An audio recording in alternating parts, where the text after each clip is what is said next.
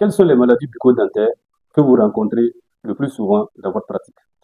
Dans notre pratique quotidienne, il y a généralement deux maladies bucco-dentaires qu'on rencontre le plus, notamment la carie dentaire et les maladies parodontales.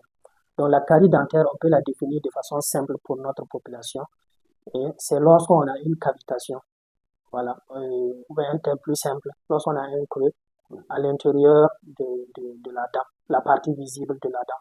Et si les aliments restent pincés à l'intérieur, ça montre qu'il y a une partie qui retient ces aliments-là.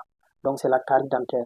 Et il y a aussi les maladies de la gencive de façon générale, et qu'on appelle les maladies parodontales, et qui sont de deux types. Il y a au stade initial, on va parler de gingivite. Ce sont des maladies qui se manifestent généralement par des saignements au brossage, mais qui ne font pas mal du tout. Maintenant, le stade très avancé de cette maladie-là, on parlera par exemple de la parodontite. Elle peut se manifester également par des dents qui bougent.